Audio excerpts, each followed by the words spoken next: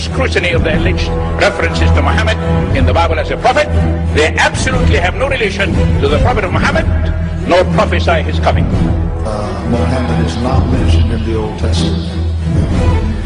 Muhammad is not mentioned anywhere from Genesis to Revelation. Muhammad is God's true messenger. That's a joke.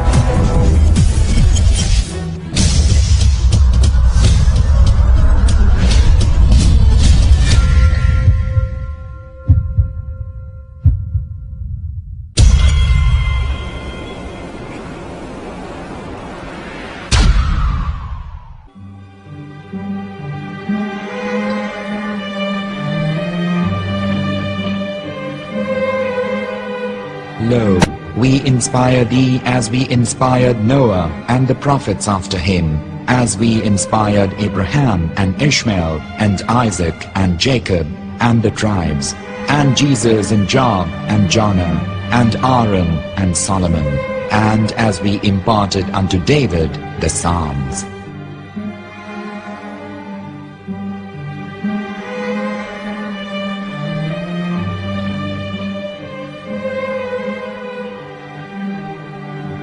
The verse we've just heard is from chapter 4 of the Quran. In the verse, God is affirming to humanity that Muhammad is indeed the recipient of a divine guidance, just as Noah, Abraham, and the rest of the prophets. However, some Christians and Jews today don't believe that Muhammad was a prophet and the covenant that God made with Abraham. And since the Quran is not their book of authority, in this video I'm going to show you that the book you're holding in your hands contains the name off the seal of prophethood, the Prophet Muhammad.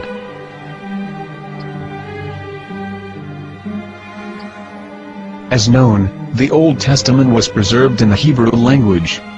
In the 5th chapter of the Shir HaShirim, which is one of the 5 Megillat or sacred scrolls that are part of the Hebrew Bible, or for short the Song of Solomon, as Christians know it today. That chapter is discussing someone. Jews will say it is discussing Solomon, while Christians will say it is discussing Jesus. Considering this is the Songs of Solomon, it would seem logical that it is discussing Solomon. The verses, describing this mystery man, have the narrator's speech conjugated in the feminine, meaning it is a woman who is describing this man. So it is possible that it is one of Solomon's wives discussing her husband Solomon. However, Christians assert that Jesus is being discussed, and that the chapter is describing a man who was not yet alive at that point. A prophecy.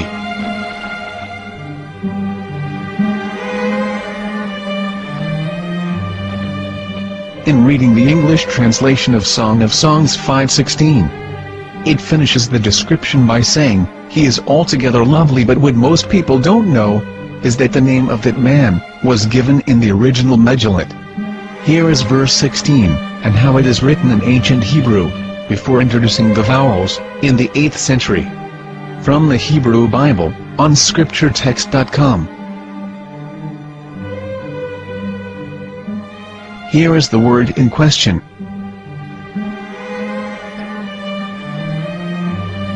This word is made of 4 letters. Mem, Het, Mem, Dalet. Now when reading the word as it is written in its original form, with no vowels, it can be read as Muhammad, which is the name of the Muslim prophet, or as Mamad with no A after the H. According to Ben Yehuda's Hebrew English Dictionary, it is correctly pronounced as Muhammad, not Mamad. So how we're going to know for sure if it's pronounced as Muhammad, the Muslim prophet, or as Mamad, a random Hebrew word? The only way is to give the verse to a rabbi and say to him, "Please read." Here is the Song of Songs 5:16, and how it is read by a rabbi from a Hebrew Jewish site. Please notice, the im in Hebrew is a plural of respect. חיכו ממתקים וכולו מעמדים, זה דודי וזרעי בנות ירושלים. חיכו ממתקים וכולו מחמד, מחמד, מחמד, מחמד, מחמד, מחמד דין. זה דודי וזרעי בנות ירושלים.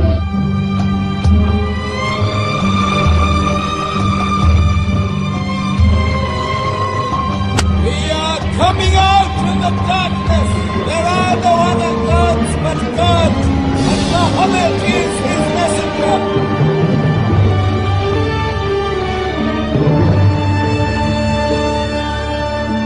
Let the world hear. חיכו ממתקים וכולו מחמד דין.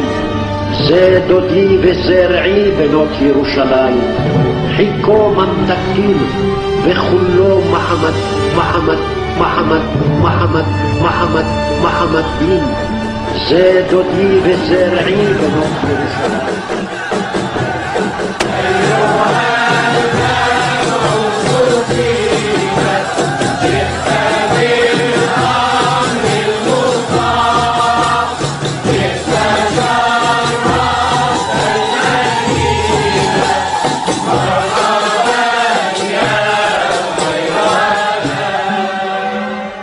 Here is the famous SDL translation tool, which includes a professional human translation, as well as an online translation. We're going to copy our Hebrew word of the Song of Songs, directly from the Jewish site. It's the same site, where you can hear the rabbi reading the verse in Hebrew. All links are in the description, so, we're going to copy the word and paste it, and ask, please translate. Are they going to translate the meaning of the name of that person? As the Bible translators did. Which is the praised and the lovely one, or are they going to keep the name as it is? Well, see it yourself. Here is the World Lingo translator. The result is the same. It's Muhammad. We have no right. We have no right to translate names of anybody. Anybody. Your name should be retained. Mr. Black is Mr. Black, though he's white. You have no right to translate names of people. But they have been doing that. Muhammad ibn, they translated as altogether left. But the word Muhammad is there in the Hebrew language. The word Muhammad is there in the Hebrew language.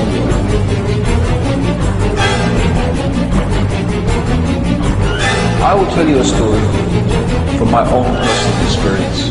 Years ago, I used to spend every Sunday afternoon in a place called Speaker's Corner. And in my years down there, I got to know a Jewish rabbi. He was a very nice man. He used to listen to me, and he was always very polite and talked about Islam in a very nice way. And one day during one of our conversations after some years, I thought that it was about time I should invite him to Islam. So I said to him, you know, my friend, we have been talking now for many years, and even you have admitted to me that Muhammad is a prophet. So why then do you not embrace Islam? He said to me, we Jews, we never change our religion. I said, but half of the rabbis of Medina became Muslim. He said, that is true, but still, we Jews never change our religion. I thought, what can I say to him? He looked at me and said, listen to me, my friend. God sent to us a prophet Moses, and we didn't even listen to him. Do you think we're going to listen to another prophet after him? From another tribe? From another people? When he said that, I had nothing left to say. He knew that Muhammad was a prophet. In fact, another rabbi also came up to me and he said to me, we know Muhammad is a prophet, and he quoted to me a passage from the Bible